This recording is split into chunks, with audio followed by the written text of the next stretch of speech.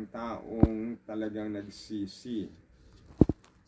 Galatians chapter 5 verse 19 to 21, this is the 17 works of the flesh that was recorded, amen, in the account of Galatians chapter 5. It is full, amen, and sometimes we call it a natural man, the natural man, or a holy nature. Okay, Galatians chapter 5 verse 19 to 21.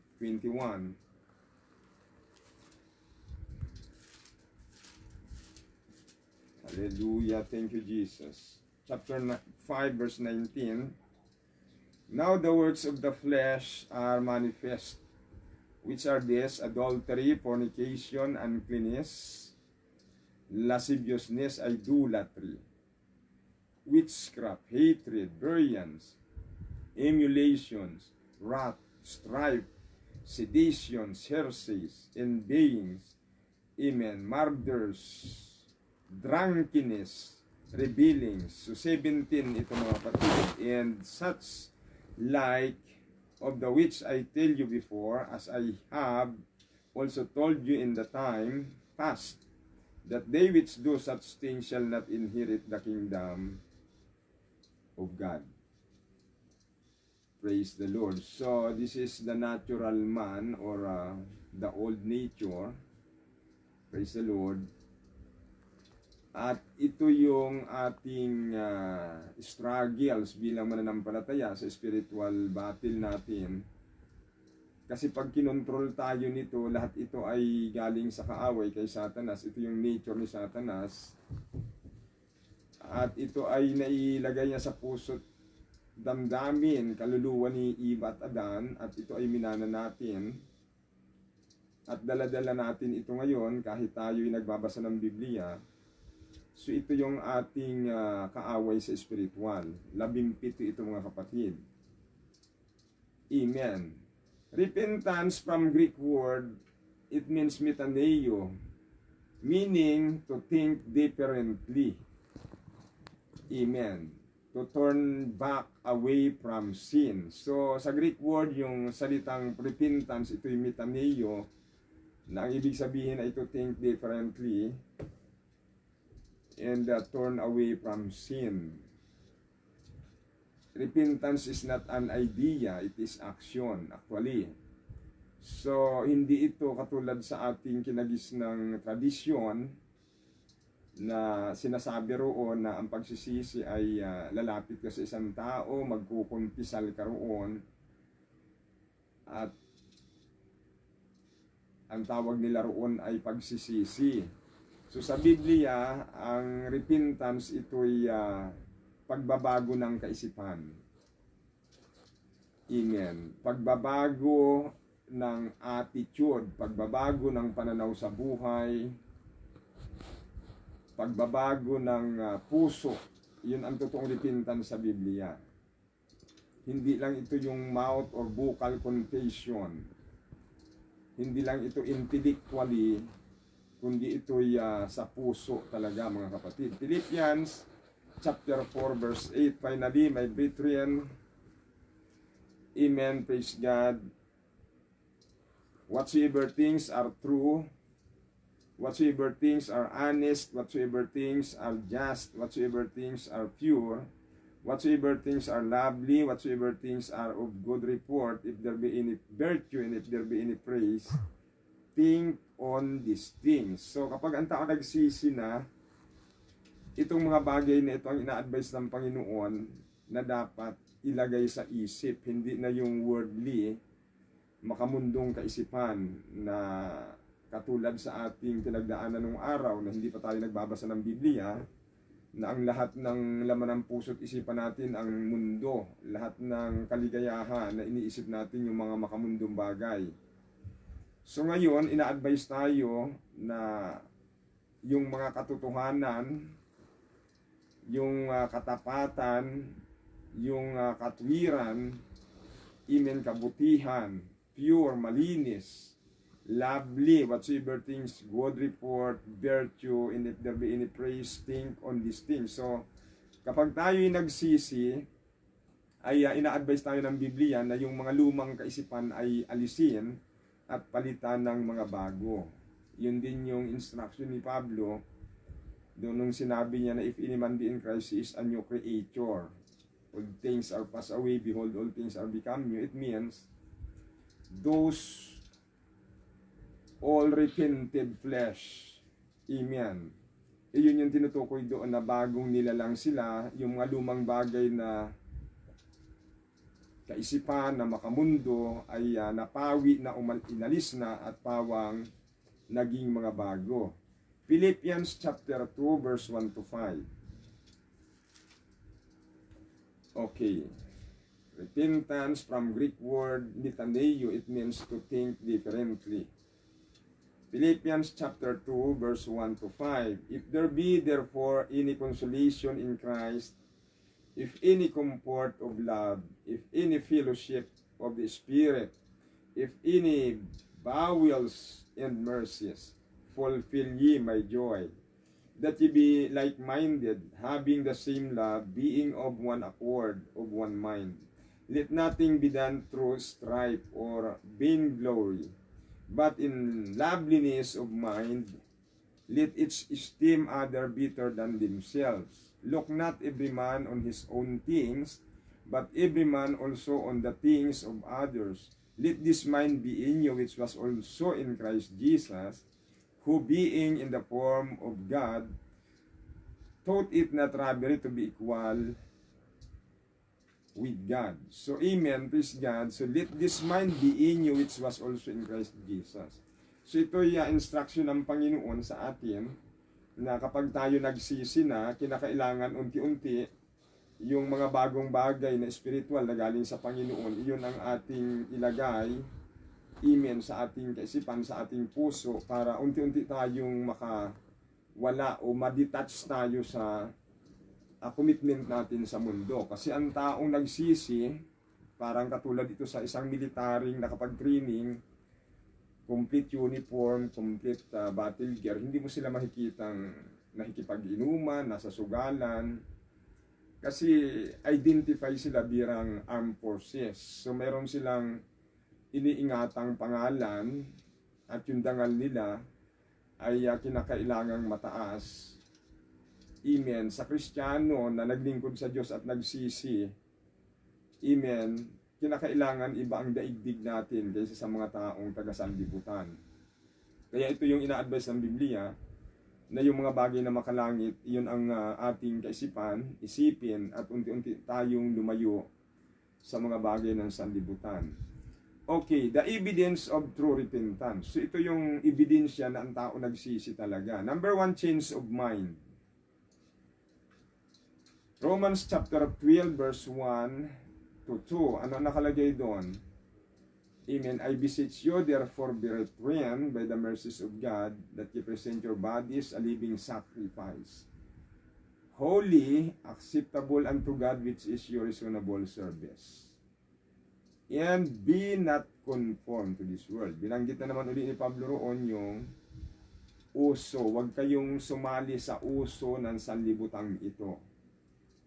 But be transformed by the renewing of your mind, that ye may prove what is that good and acceptable and perfect will of God. Kasi nga, ang sino mang nakikipagkaibigan sa sanlibutan ay nakikipag-away sa Diyos. Kasi lahat ng uso ng sanlibutan ito ay hindi galing sa Diyos yan. Kahit sa Lumang Tipan, sa Jeremiah chapter 10, verse 1 to 10, in-advise ng Panginoong Diyos ang mga Israelita na huwag kayong matuto ng ng kagawian, ng kultura, ng kaugalian ng mga tao sa mundo. Amen. So, ang mga bagay dito sa mundo, mostly, pag inaral mo yung mga the words of Satan, lahat ng mga bagay dito sa mundo ay ang karamihan niyan ay ang idea galing kay Satanas. Kung mababasa niya yung libro ni Emmanuel Amos, ay nandoon yan mga kapatid, kahit yung mga pinalalabas nilang mga games, mga ipinopromote ng mga model, Lahat ng kinahuhumalingan ng tao sa mundong ito, ang may idea niyan si Satanas para ang puso ng tao doon malugod at lumayo sa Diyos. So, iyon yun mga kapatid. And then ano pa, Colossians chapter 3, verse 2 to 5, change of mind. The evidence of true repentance, number 1, change of mind. Nagbago ang kanyang puso, nagbago ang kanyang kaisipan, nagbago ang kanyang pagkatao, nagbago ang kanyang pananaw sa buhay. Sa madaling salita, new creator siya mga kapatid. Colossians chapter 3, verse 2 hanggang 5. Set your affection on things above, not on things on the earth. So ito na naman, sinabi na naman ni Pablo, ilagak nyo ang inyong kaisipan, ang inyong atensyon sa mga bagay na sa taas sa langit, mga espiritual na bagay, not on things on the earth. For ye are dead, in your life is hid. Okay, for ye are dead, in your life is hid with Christ in God. When Christ, who is our life, shall appear, then shall ye also appear with him in glory. Mortify therefore your members which are upon the earth, fornication, uncleanness, inordinate affection, evil concupiscence, and covetousness, which is idolatry. Mortify, to cut off, to cut off. Hindi ito nare-rebuke. Amen. Yung works, lust of the flesh, si Satan, ang demons, spirit, pwede mong i-rebuke dahil takot siya sa powerful name ng Panginoon, takot siya sa presensya ng Diyos. Pero yung mga works of the flesh na ito, ang advice ng Bible, to mortify, not to rebuke. Kinakailangan putulin mo, i-cut off mo talaga. Involved dito yung decision making. Kasi hindi mo ito marirebuke mga kapatid. Amen. Ang nire-rebuke yung mga demons spirit. Pero pag pinag-usapan yung works of the flesh, kaya nga ang pinakamahirap na kaaway, yung nasa loob. Meron tayong tatlong kaaway. The world, Satan, in the works of the flesh. At yun ang pinakamahirap, yung works of the flesh. Kasi ito'y nasa loob. Kasi sa labanan, kung ang kaaway mo nasa labas, at wag mo lang siyang pagbubuksan ng pinto para makapasok sa loob ng building, amen, hindi kanya magagalaw. Amen. Pero kung ang kaaway mo nasa loob mismo, yun yung mahirap. So ang pinakamahirap na kaaway natin ay yung ating sarili, yung laman, yung fallen nature na inalagay ni Satanas kay Eva at Adan after na sila'y makakumit ng kasamaan. Naging entry point ni Satanas yun na mailagay niya lahat ng nature niya, evil nature niya kay Eva at Adan, at yun ang minana natin. At iyon ang mahirap na kaaway natin. Iyon yung ating binasa kanina sa Galatians chapter 5. Na nasa flesh yun. Nasa laman yun mga kapatid. Kaya kailangan talaga mortify therefore your members which are upon the earth. Amen. So, lahat ng uso sa mundong ito talagang makalaman. Amen. So, kinakailangan daw i-mortify, i-cut off. Praise God. At ang ating isipin yung mga bagay na makalangit. Number 2, the evidence of true repentance, change of decision. So, involved dito ang decision making, mga kapatid. Napaka-importante nito. Kasi ang kaligtasan, i-decide mo talaga to. Hindi pwedeng ibang tao ang magdi-decide para sa iyo. Hindi mo pwedeng sasabihin, sis, hindi ako sisimba, ipagdasal, ipag-pray mo na lang ako sa simbahan. Parang sinabi mo, sis, nauuhaw ako, ibili mo ako ng isang coke doon sa tindahan na malamig at iinom mo naman ako. Hindi po pwede yun. May kalikasan tayo na tayo lang ang pwedeng makakagawa. Hindi natin pwedeng i-delegate sa ibang tao. So ganun yun mga kapatid. Kinakailangan nating mag-decide kung talagang mahal mo ang Diyos. Sabi ng Panginoon, if you love me, keep my commandments. Ikaw ang magdasal, ikaw ang mag-decide, ikaw ang maglingkod. Hindi natin pwedeng ipagawa sa ibang tao yan. Dahil ang kaligtasan ay individual, amen, na i-decide natin ito. Hindi pwedeng dahil ako ligtas, ang mga anak ko ligtas din lahat automatic. Hindi. I-decide nila, magdidesisyon sila na maglilingkod sila sa Diyos. Amen. Para sila maligtas. So, ganun ang kaligtasan, mga kapatid. Praise the Lord. Salvation is conditional. Amen. Change of decision. Matthew 21:28 to 32. Ito ang mga evidence na ang tao nagsisi. Ito ang mga reference. Okay, Matthew chapter 21:28 to 32.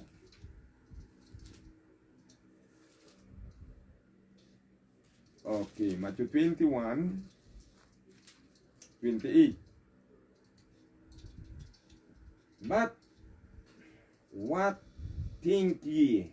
A certain man had 2 sons, and he came to the first and said, Son, go work today in my vineyard. He answered and said, I will not. But afterward he repented and went. And he came to the second and said likewise. And he answered and said, I go, sir, and went not. Whither of them twin did the will of his father? They say unto him the first. Jesus saith unto them, Verily I say unto you, that the publicans and the harlots go into the kingdom of God before you. For John came unto you in the way of righteousness, and ye believe him not. But the publicans and the harlots believe him. And ye when ye had seen it, repented not afterward, that ye might believe him. So, ang illustration dito ng Panginoon, yung dalawang anak, na sinabi ng tatay, anak, pumunta ka roon sa ating ubasan, sa ating sakahan, magtrabaho ka, para sa akin. Sabi nung anak, ayaw ko. Pero nung umalis yung tatay niya, napag-isip-isip niya, na mali siya, nagsisi siya, at sumunod pa rin, pumunta pa rin doon. Ginawa yung pinag-utos ng tatay. At yung pangalawa, nilapitan ng tatay, sinabi niya, anak, magtrabaho ka doon sa ubasan natin. Sabi niya, oo, gagawa ako. Pero hindi naman gumawa. So nagtanong ang Panginoon, sa palagay niyo, sino doon sa dalawa ang sumunod sa kalooban ng Ama? So, sabi nung isa, yung una. Sabi naman ng iba, yung pangalawa. So, ang sabi ng Panginoon, yung mga sumunod, iyon ang maliligtas. Kaya binigyan sila ng example, nagpumunta dito si Juan, na ipinangaral ang righteousness of God, hindi nyo sinunod. Amen. Sinabi nyo pa na siya ay may demonyo sa katawan. At nung ang Panginoon naman ay dumating at nakikisalamuha sa mga parisiyo at sumasali sa sosyalan, sa mga kasalan, gatherings, sinasabi naman nila na ang Panginoon ay puno ng katakawan. So kaya sabi ng Panginoon, hindi ko alam kung saan ako lalagay sa inyo. Praise God. So, iyon yung the evidence of true repentance. Luke chapter 15 verse 17 to 18. Ito yung mga reference na ang Luke chapter 15 verse 17 to 18.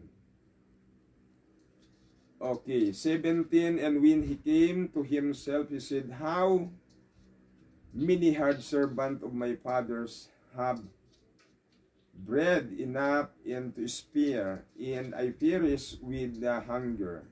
I will arise and go to my father, and I will say unto him, Father, I have sinned against heaven and before thee, and am no more worthy to be called thy son. Make me as one of thy hard servants. So ito yung totoong repentance.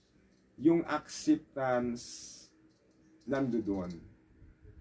Yung tinatawag na godly sorrow nandoon. Hindi yung pinagtatakpan niya yung kanyang kasalanan para umiwas doon sa kahihiyan.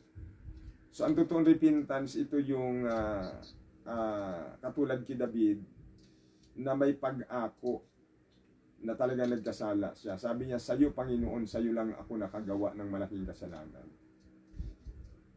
Amen. Katulad dito sa prodigal son, inamin niya lahat. Nagpakumbaba siya. So yun ang totoong repentance. Nature of the repented man. So ito ang nature, ito yung kalikasan, nature of the repented man kapag ang tao nakapagsisi na. Number one, confession of sin. Ibig sabihin, ipinahayag niya, hindi siya nahiya, hindi niya itinago. Kasi tayo pag nagkasala, minsan gusto nating itago, gusto nating proteksyonan pa rin yung ating sarili para wag tayong mapahiya, pinagtatakpan pa rin natin. Kasi iyon yung nature ni Satanas na inilagay niya kay Eva at Adan. Kaya doon sa Garden ng Eden, hindi talaga umamin si Adan at saka si Eva kahit si Satanas. Ha? Pastor, parang tinayang. Oo. Oo, yung actually kasinungalingan yun eh. Pag nag-deny ka doon sa bagay na dapat, hindi mo dapat pagtakpan, hindi mo dapat i-deny, actually dalawang involved na kasalanan doon, pride at saka kasinungalingan.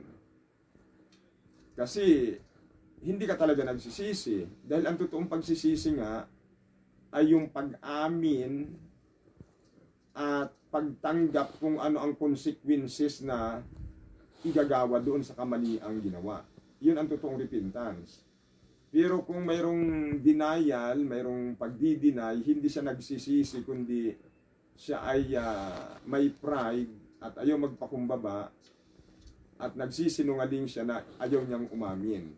So pagka ganun ang puso ng tao, iyon ang nangyari kay Cain, kay Esau, kay Judas, kaya kay Saul. Kaya kahit sila nagsisi, hindi sila pinatawad ng Diyos. Ang pinoproteksyonan pa rin nila yung kasinungalingan nila na ayaw nilang mabulgar para ayaw nilang mapahiya. So hindi talaga sila nagsisi. At hindi katanggap-tanggap sa Diyos yun, mga kapatid. So nature of the repented man, number one, confession of sin. Luke chapter 15, 20 to 21. And he arose and came to his father, but when he was yet a great way off, his father saw him and had compassion and ran and fell on his neck and kissed him. And the son said unto him, Father, I have sinned against heaven and in thy sight, and am no more worthy to be called thy son. So ito yung true repentance. Mayroon talagang acceptance, pagtanggap na tayo talaga nagkasala siya at handa siyang tanggapin kung ano ang parusang igagawad sa kanya. So iyan ang una, confession. Then 1 John 1:9, if we confess our sin, conditional yon. Kasi pag nag-confess ka, ihahayag mo talaga, ibig sabihin, wala kang itatago. Handa kang mapahiya, handa kang parusahan. If we confess our sin, He is faithful and just to forgive us our sins and to cleanse us from all of our unrighteousness. So conditional yan, mga kapatid. Kung gagawin natin ito, ang Diyos ay maluwag sa kalooban niya na tayo ay patawarin. Pero kung hindi, dahil nagtatakip nga tayo, so hindi tayo patatawarin. Number 2, nature of the repented man, forsaking of sin. So ang nature of the repented man, ang ebidensyang makikita mo ay tinalikuran niya talaga, forsaking of sin. Iniwan niya talaga, kahit hatakin siya nung mga kaibigan niyang makamundo, hindi talaga siya, pwede siyang makisama, okay, sasama ko sa inyo physically, pero yung kasalanang ginagawa niyo, huwag niyo akong pilitin. Kasi ako minsan ganyan ako eh. Pagka yung kaibigan kong gusto kong akayin sa Panginoon at nag-build up ako ng rapport ng magandang relationship sa kanya, minsan pag inaya na ako, punta ka naman sa party ko, sa birthday ko. Pakita ka lang doon bilang kaibigan. Pumupunta ako, minsan nagiinuman sila diyan, nakaupo din ako sa kanila, nagkipagkwentuhan ako. Kumakain ako ng pulutan nila roon. Kahit doon sa probinsya, sa mga bayaw ko, pag umuwi kami sa Pilipinas, ang asawa ko, dumadalaw kami sa bahay ng mga bayaw ko roon, inabutan ko, nagiinuman sila, humaharap ako sa kanila, para hindi nila masabing indifferent ako. Kung ano yung mga inihaw nilang isda doon, kumakain ako, pero hindi ako nakikipag-inuman. Kaya pagka na-picturean ako ron, nilagay sa Facebook, oh si Pastor, lasinggiro pala ito. Kasi ang daming karap na anak, iba't ibang uri ng anak.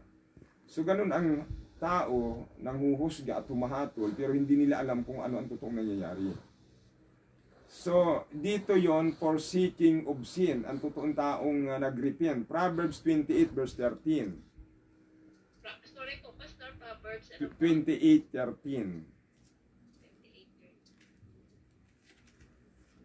28. Okay. Ito ang nature ng isang taong nagsisi. Number 2, forsaking of sin. Tumalikod talaga siya totally. Okay. 28 verse 13.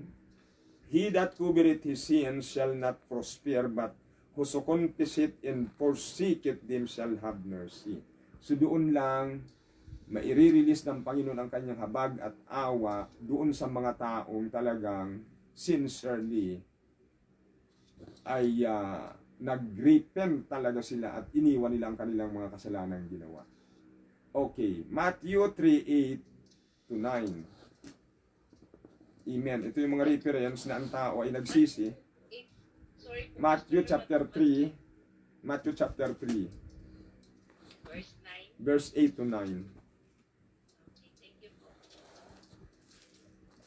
Okay, chapter 3 verse 8.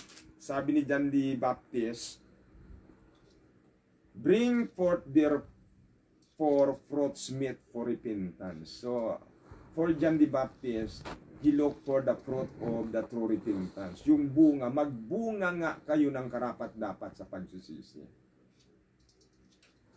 And think not to say within yourselves, we have Abraham to our father. For I say unto you that God is able of these stones to raise up children unto Abraham. Huwag niyong ipagmalaki na kayo'y binhi ni Abraham, ang dugo inyong nananalayta sa katawan niyo ay galing kay Abraham, na si Abraham ay kaibigan ng Diyos. Pero sabi ng ni John the Baptist sa mga Israelitang ito, maliban na kayo'y magsisi, talikdan nyo ang kalukuhang ginagawa ninyo. Sabi ni John the Baptist sa kanila, kung iyan ang ipinagmamalaki nyo, pwede kayong puksain ng Diyos lahat at magtatayo siya ng mga bagong tao out of these stones mula sa mga batong ito. Kung iyan ang gusto nyong usapan, na sinasabi nyo, anak kasi kayo ni Abraham at untouchable kayo. So, hindi nagtatangi ng tao ang Diyos, mga kapatid. Amen. Number 3, turning to God. The nature of the repented man. Number 3, turning to God. Yun talagang bumalik siya sa Panginoon buong puso. 1 Kings chapter 8, 46 to 50.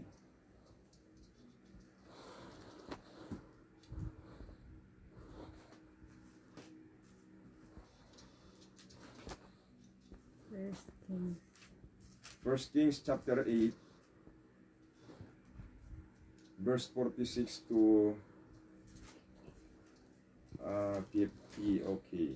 Chapter 8 verse 46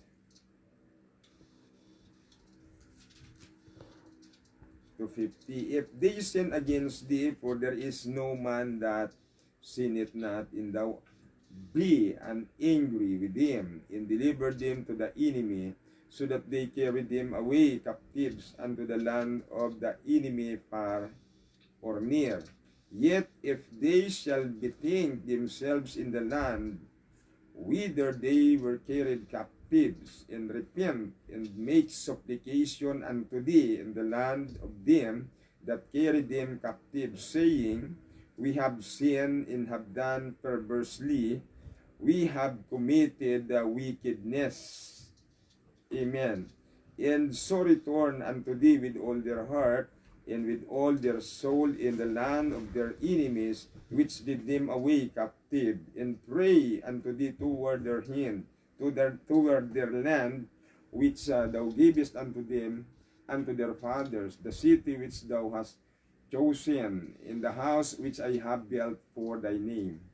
Then hear thou their prayer and their supplication in heaven, thy dwelling place, and maintain their cause, and forgive thy people that have sinned against thee in all their transgressions wherein they have transgressed against thee, and give them compassion before them who carry them captive, that they may have compassion on them. So ito yung panalangin, praise God, ng isang propeta ni Samuel sa Panginoon, na itong matitigas ang ulong Israelitang ito, Panginoon, na kung sila'y talagang hindi titigil sa kanilang kasamaan at nagdesisyon ka na sila'y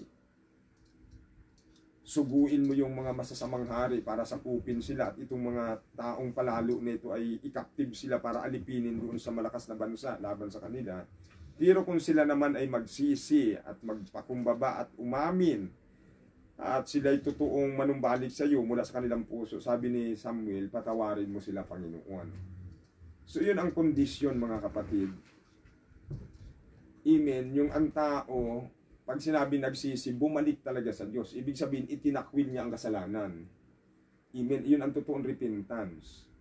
Hindi yung gagawa ng kasalanan, magsisisi, gagawa ng kasalanan, magsisisi. Hindi totoong pagsisisi. Yun ang sabi ng Biblia, niluluko ninyo ang inyong sarili. Sabi ng Panginoon sa James. Amen. Ang sabi ng Panginoon sa James ay deceiving your own selves. Be ye doers of the words and not hearers only, deceiving your own selves. Biruin mo yan, pwede pa lang, akala ko ang pwede mo lang lukuhin yung ibang tao, pero sabi ng Biblia, pwede mong lukuhin mismo ang iyong sarili. Amen.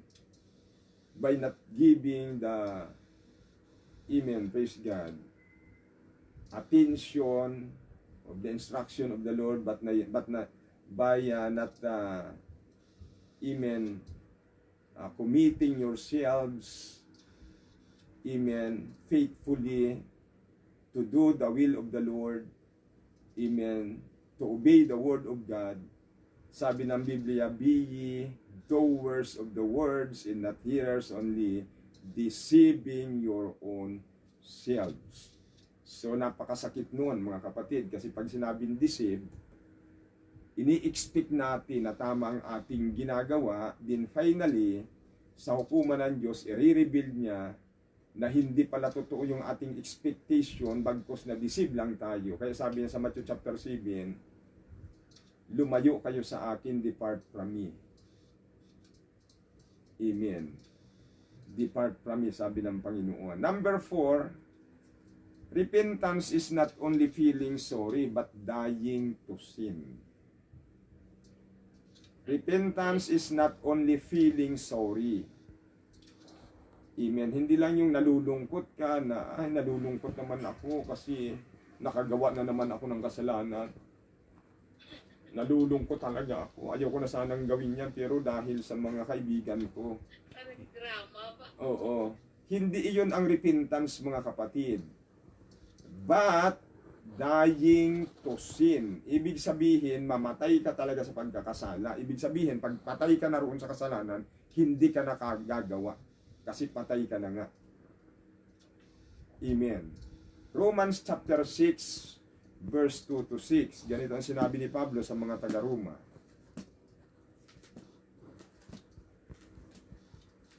Okay, Roma chapter 6. Kaya yung mga naglilingkod sa Diyos, alam nyo, 10 years, 20 years na naglilingkod, patuloy pa rin. May mga maririnig ka pa rin na shit. Di ba may mga naririnig akong ganyan sa simbahan eh. Katatapos lang na revival. Repentance is not feeling only. Pagtapos pa lang ng revival eh, nalaglag yung cellphone, biglang nagmura. Sabi ko, ano ba ito? Romans, ano? Oh, iyon ay sabi ng Biblia, by thy words thou shalt be justified, and by thy words thou shalt be condemned. Romans. Praise God. So, repentance is not only feeling sorry but dying to sin. Romans chapter 6, verse 2 to 6. God forbid, how shall we that are dead of to sin live any longer therein?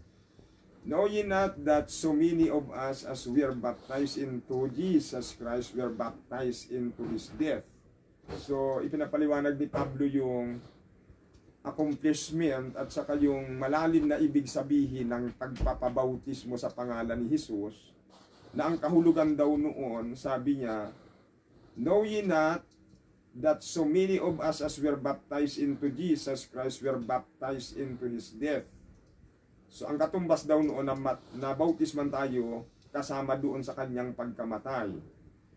Ipinaliwanag niya sa verse 4, therefore we are buried with him by baptism into death, that like us, Christ was raised up from the dead by the glory of the Father, even so, we also should walk in newness of life.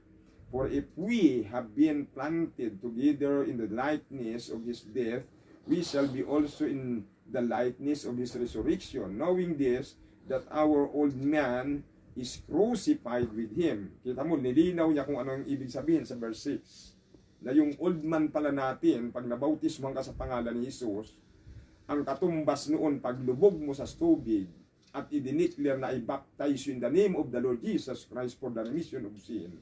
Yun lahat ng kasalanan nakabaon sa ating kaluluwa at sa Espiritu ay na-crucify, na ipako na kasama ni Kristo sa cross. That the body of sin might be destroyed, that henceforth we should not serve sin. Upang sa ganon ay hindi na tayo dapat maglingkod pa sa anumang anyo ng kasalanan. So yun ang kahalagahan ng nabautismuhan sa pangalan ni Jesus. Dahil lahat ng ating ginawang kasalanan noon pa nang tayo'y ipinanganak sa mundong ito na dala-dala natin hanggang ngayon, ikukrusify yun doon. Amen. Sa panahon na tayo'y nabautismuhan at tayo'y lilinisin ng banal na dugo ng ating Panginoong Hesus. Amen. Praise God. So Galatians chapter 2 verse 20. Galatians 2:20.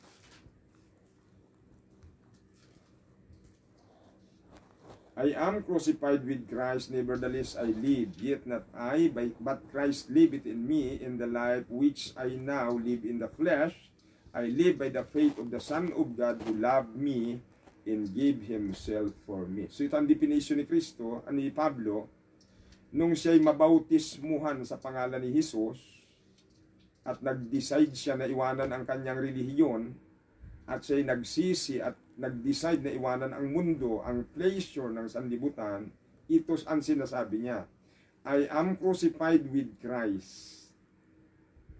Hindi naman talaga literally na kasama siyang ipinako sa cross physical, kundi ito spiritual, mga kapatid. Nevertheless I live, yet not I. Nabubuhay ako ngayon, ganun pa man, buhay ako ngayon, pero hindi na para sa aking sarili. But Christ liveth in me. In the life which I now live in the flesh, I live by the faith of the sons of God who love me and give Himself for me. Ang ikinabubuhay ko na ngayon, hindi sa aking sarili na pleasure, kalayawan, kundi sa pleasure na sa Panginoon para mag-glorify ko siya. Ang ikinabubuhay ko ngayon, yung kaluguran para kay Kristo. Kaya nga, kung talagang mahal natin ang Panginoon, simple lang, sabi ng Panginoon, if you love me, keep my commandments. Kasi pag ikaw naglingkod sa Diyos, hindi na talaga yung pleasure ng sarili mo ang hinahanap mo, kundi yung i-glorify mo ang Panginoon. Kasi kung yung pleasure mo pa rin ang gusto mo, ba't ka maglilingkod sa Diyos? Hindi nga pwede maglingkod sa dalawang Panginoon. Pipili ka talaga ng isa. So sabi ni Pablo, maliwanag, pag ikaw naglingkod sa Diyos, hindi na yung sarili mo ang gino-glorify mo, kundi si Kristo na. Number 5, genuine repentance will accomplish result. Okay. Nandun pa rin tayo sa nature of the repented man. So number 5, genuine repentance will accomplish result. Mayroon talagang resulta. 2 Chronicles 7:14. 2 Corinthians, ano po? 2 Chronicles Chronicles. 7:14. If my people which are called by my name shall humble themselves and pray and seek my face and turn from their wicked ways, then when I will hear from heaven, and I will forgive their sin, and I will heal their land. And now mine eyes shall be opened, and my ear shall attain unto the prayer that is made in this place. So yan ang pangako ng Diyos. May resultang maganda, mga kapatid. Ang genuine repentance. Yung 2 Chronicles, Pastor, sorry po, 2 Chronicles, Se- chapter 7:14. 14. 7:14. Okay, thank you po. Chapter 7, verse 14. Yeah. Amen. So, ang Biblia naghahanap talaga ng result. Naghahanap ng result. Si John, sabi niya, magbunga kayo. Amen. Ng karapat-dapat sa pagsisisi. Dito naman sa panahon ni Solomon, sabi ng Panginoon sa kanya, kung kayo'y magsisisi, magpapakumbaba, if my people which are called by my name shall humble themselves. Okay. Old Testament teaching of repentance.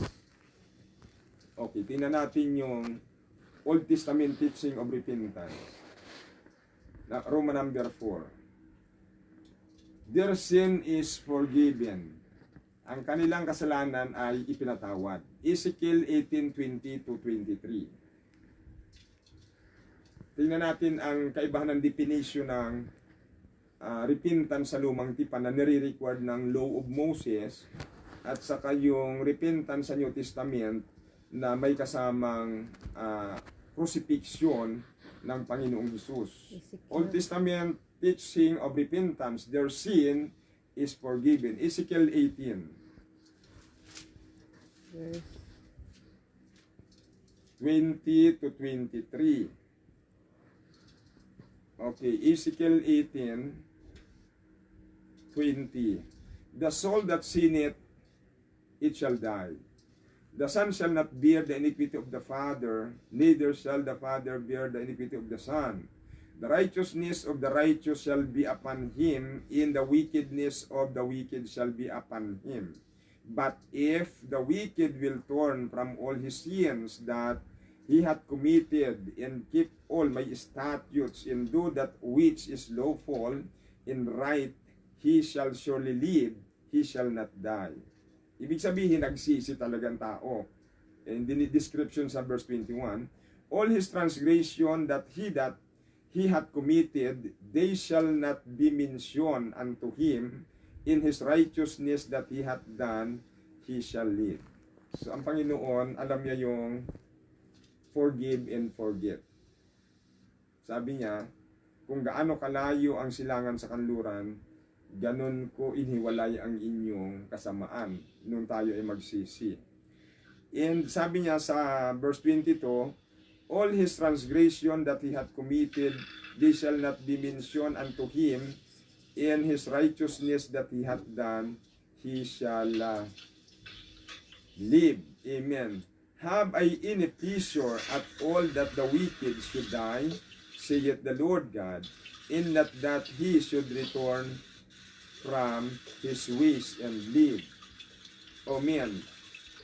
Praise God. So, tingnan pa natin ang verse 27-32. Okay, jump tayo sa 27. Again, when the wicked man turneth away from his wickedness that he hath committed, and do it that which is lawful and right, he shall save his soul alive.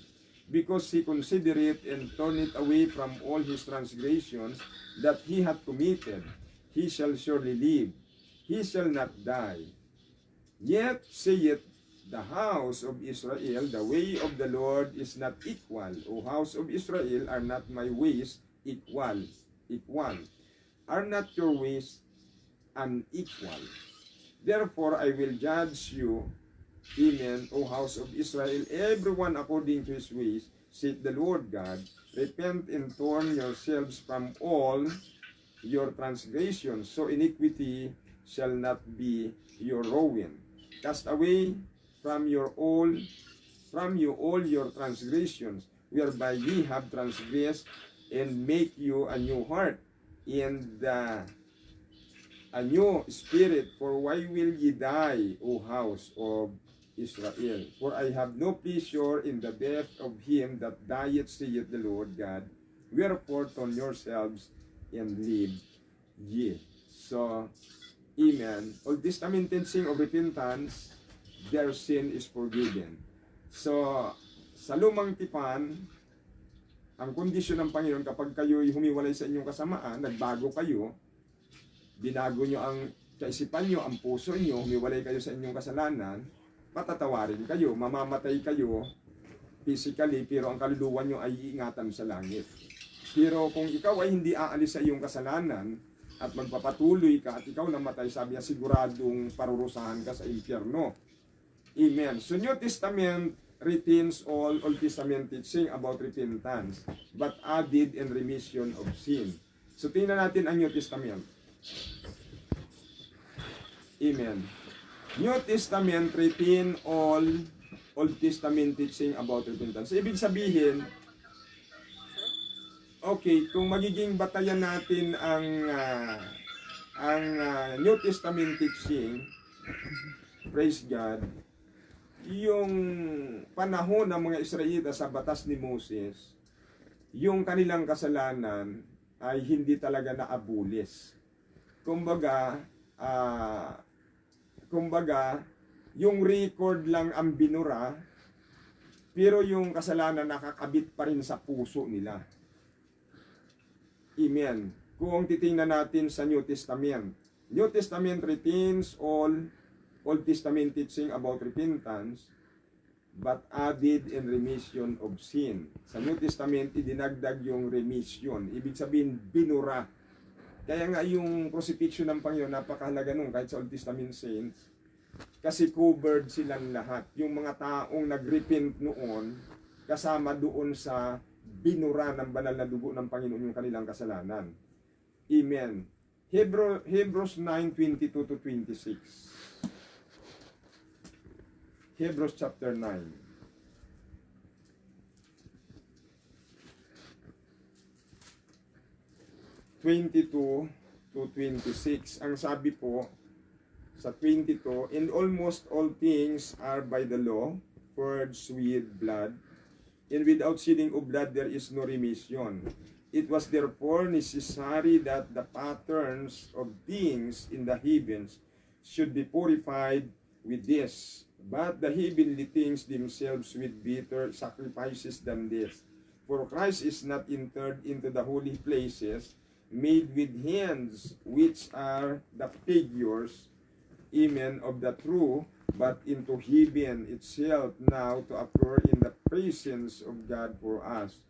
Amen. Nor yet that he should offer himself open as the high priest entered into the holy place every year with blood of others. For then must he often have suffered since the foundation of the world, but now once in the end of the world hath he appeared to put away sin by the sacrifice of himself.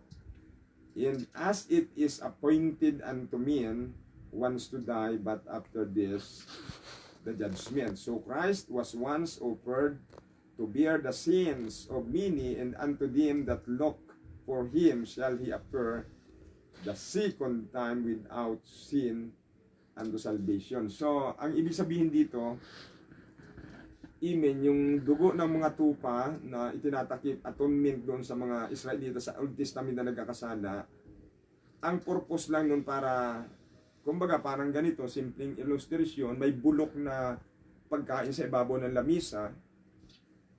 So ang simpleng paraan na ginawa para hindi maamoy, hindi makita yung bulok na nakakadiri, tinakpan, at para hindi umalingasaw yung amoy, pero yung bulok nandoon pa rin.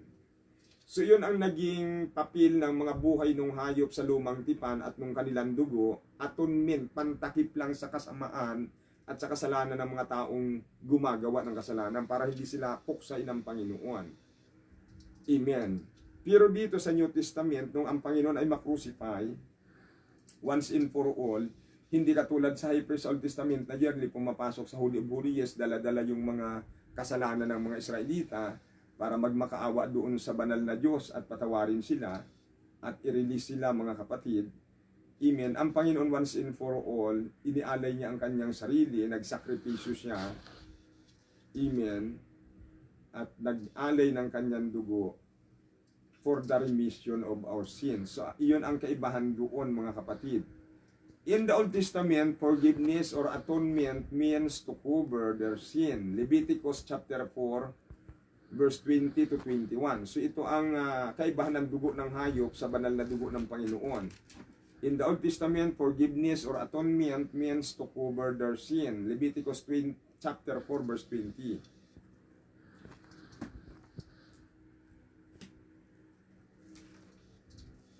Okay.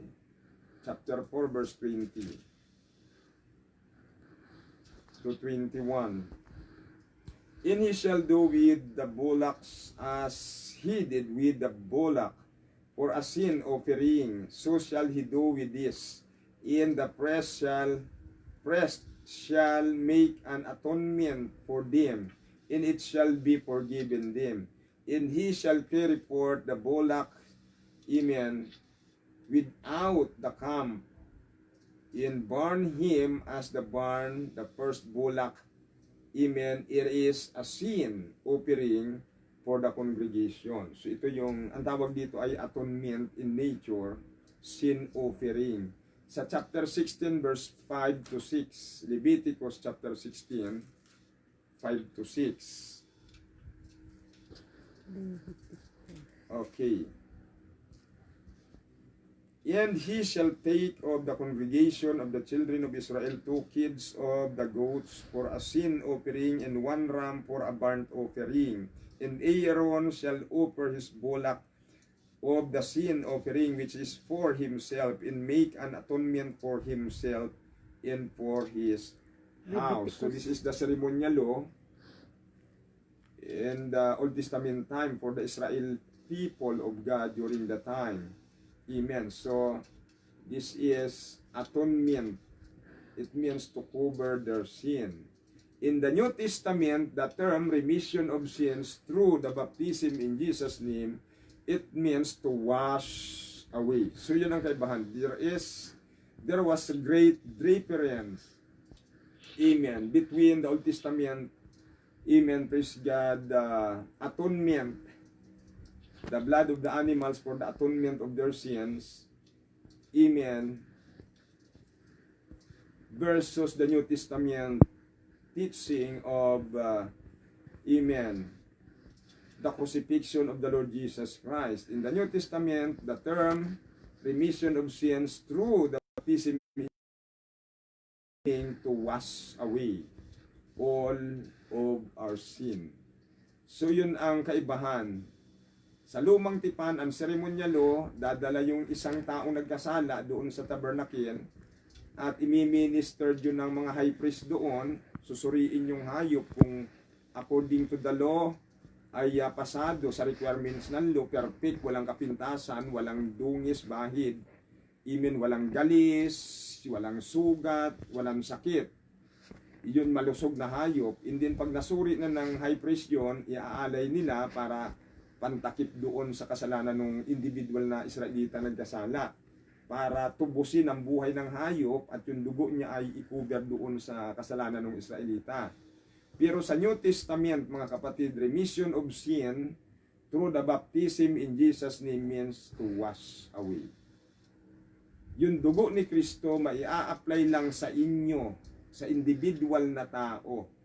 Kapag siya'y nag-decide na mabautismuhan siya sa pangalan ni Jesus, yung dugo ng Panginoon na tumigi sa kanyang banal na katawan sa krus ng Kalbaryo, i-a-apply yun doon sa taong nagsisi at nagpabautismo, hindi lang para i-cover siya, kundi para hugasan yung kanyang puso, yung kanyang isipan, yung kanyang maruming budhi at kaluluwa sa pamamagitan ng bautismo sa pangalan ni Jesus. Doon lang may apply yung kanyang banal na dugo. Otherwise, ang kasalanan natin mananatili, at sa Biblia, sabi ng Revelation chapter 20-21, hindi papasok doon sa anumang paraan sa langit ang may taglay na kasalanan. Acts 2:38, then Peter said unto them, repent and be baptized every one of you in the name of the Lord Jesus Christ for the remission of sin, and you shall receive the gift of the Holy Ghost. So yun ang requirements.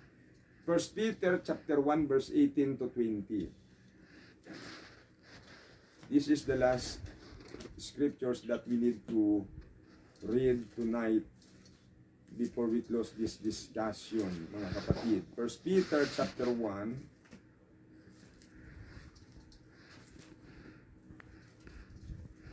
verse 18 to 20 as the amen, supporting verse for the New Testament, amen, remission of sin through the baptism in the name of Jesus Christ. 1 Peter chapter 1 verse 18, For as much as you know that you were not redeemed with corruptible things as silver and gold from your vain conversation received by tradition from your fathers, but with the precious blood of Christ as of a lamb, without blemish and without spot. Di ba sa Katoliko, may mga, or ano sila, may mga panukala sila dyan na ang pantubo sa taong nagkasala, mga material na bagay, pira, salapi, mag-alay, ng kung ano-anong handog, para matubos, para yung panalangin ng pari lalong maging epektibo. So yun yung dinidiscuss dito sa verse 18, for as much as you know that you were not redeemed with the corruptible things, silver and gold, from your vain conversation received by the tradition from your fathers. Kasi gayon ang tradisyon ng mga tao eh. Tutubusin mo yung kasamaan ng iyong pamilya, ng kasalanan mo, ng mga material na bagay. Kaya dyan yung mayaman yung mga leader ng relihiyon. But with the precious blood of Christ, so dininaw ito ni Pedro, na ang talagang ipinantubo sa ating kaluluwa para hindi tayo lumusong sa impyerno, yung banal na dugo ng Panginoon bilang tupa, sabi rito sa 19. But with the precious blood of Christ as of a lamb, without spot, without blemish, and without spot, amen, who verily was foreordained before the foundation of the world, but was manifest in these last times for you, who by him do believe in God. So, who verily was foreordained before the foundation of the world, but was manifest in these last times. Amen. For us. So, tanging si Kristo lang ang may kapangyarihan magpatawad sa ating mga kasalanan. God has three prerogatives: the right and power to create, the right to forgive sin, and the right to be worshipped. Yung tatlo na yan, siya lang ang may karapatan at may kapangyarihang makagagawa niyan. Hindi sino mang, nobody else, mga kapatid. Siya lang ang may the forgiveness of sin is in the name of Jesus Christ. Salvation is in the name of Jesus Christ. Amen. Praise God. So, hindi magagawa ng sino man yan, maliban sa ating Panginoong Hesukristo. Kaya lang, mayroon tayong dapat gagawin. Ang kaligtasan, mga kapatid, inuulit ko, isang malaking desisyon ito. Isang malaking desisyon ito. Nung si Kristo ay mapako sa cross, isang malaking desisyon sa kanya ito.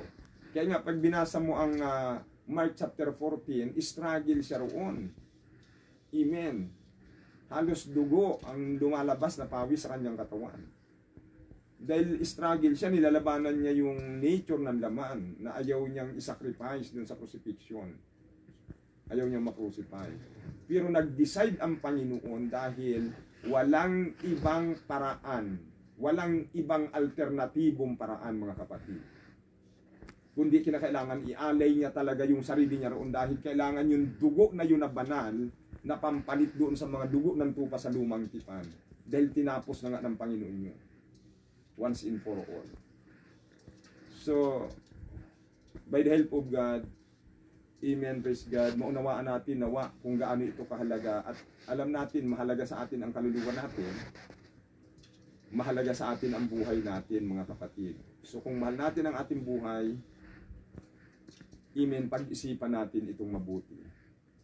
Hindi mo hawak ang bukas, hindi mo alam kung ang mangyayari mamaya. Pag tulog mo, piling hindi ka na magising. Sabi nung kaibigan kong psychology professor sa Pilipinas, may doctorate siya sa psychology, dahil lang sa biyaya at kapangyarihan ng Diyos, kaya nagigising tayong normal. Kaunting-kaunti lang, amen, ang malihis ng landa sa ating utak, bukas hindi mo nakilala ang sarili mo. O bukas hindi ka na magigising. So, praise God, pag-isipan natin mabuti ang paglilingkod sa Diyos. Ito'y intentional, mga kapatid. Intentional. At the same time, amen, ito ay pagpapakita na mahal natin ang Diyos. Kasi nga, ang sabi niya, if you love me, keep my commandments. At sa New Testament, ang pagpapabautismo sa tubig, Ito'y tinatawag na the Great Commission of the Lord Jesus Christ. Bakit tinatawag na the Great Commission? Kasi after He was resurrected from the dead, after 3 days, He rose up again from the dead. Amen. He gathered His disciples together with Him, amen, to explain this very important teaching, doctrine in the New Testament. And in fact, before He ascended up into heaven, amen, praise the Lord, minutes later, before He ascended up into heaven, the last commandments of the Lord Jesus Christ for His 12 disciples, amen, we can see it in Mark chapter 16. Even He told them that, go ye into all the world and preach the gospel to every creature. He that believeth in is baptized shall be saved, but he that believeth not shall be damned. In these signs shall follow them that believe in my name. In Jesus' name shall they cast out devils. They shall speak with new tongues. They shall take up serpent, and if they shall drink any deadly thing, it shall not hurt them. They shall lay hands on the sick, and they shall recover. And after that commandments, Jesus Christ go up into heaven. Amen. So that God may be all in all. So napakahalaga niyan mga kapatid. Naunawain natin itong mabuti. At iyon ay sa bibig ng Panginoon nagmula. Amen. Sa bibig niya mismo nagmula. At iyon eksakto ang ginawa nila Pedro. After the day of Pentecost, after the experience of Holy Ghost baptism with the evidence of speaking with other tongues from Acts chapter 2 verse 1 to 4, and then Peter gladly, amen, stood up in front of many peoples, amen, in the public, and he preached that gospel that was the Lord Jesus Christ commanded to them to preach the gospel. And when the people asked him, men and brethren, what must we do to be saved?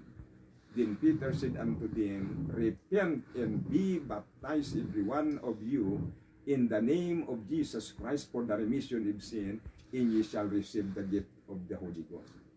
For the promise is unto you and to all that are afar off, even as the Lord our God shall call.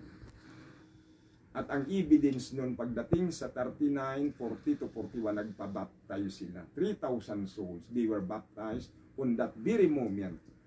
Amen. Doon nag-start ang church. Iyon ang totoong church, mga kapatid. Pag ikaw hindi ka kasali sa church na yon, ibang church ang kinaaniban mo. Then iyon ang tanging totoong church dito sa New Testament.